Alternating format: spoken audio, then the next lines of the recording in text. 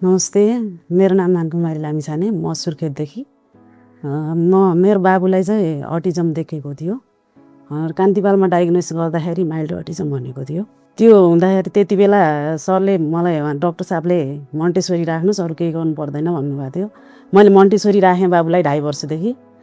2.5 वर्षदेखि राख्दाखेरि उसलाई अलिकति इम्प्रुभ चाहिँ भएको हो, तर धेरै त्यस्तो इम्प्रुभहरू भएन। उसलाई सेन्सरी इस्युजहरू थियो।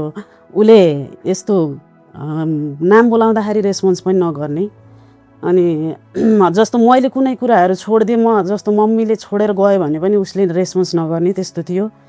त्यसपछि म विगत 1 वर्षभन्दा अगाडि यहाँ आएँ, काठमाडौँ आएँ। काठमाडौँ आउँदाखेरि मैले यहाँ वनस्थलीमा एउटा अटिजम के छ, नेपाल अटिजम स्कुल भन्ने छ, त्यसमा ल्याएर राखेँ।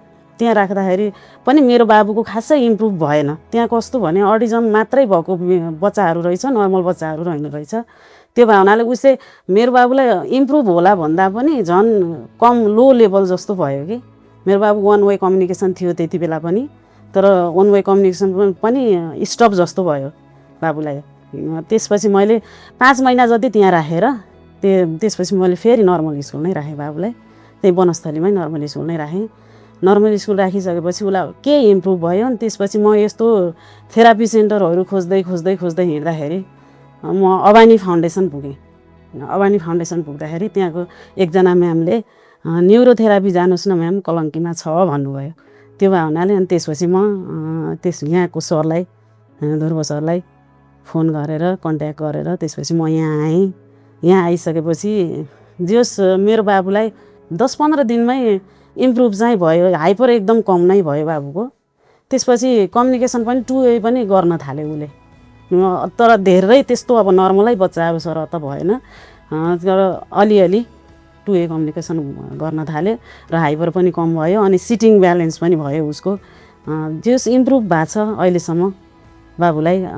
यहाँ आइसकेपछि अब म सन्तुष्ट नै छु यहाँको लागि।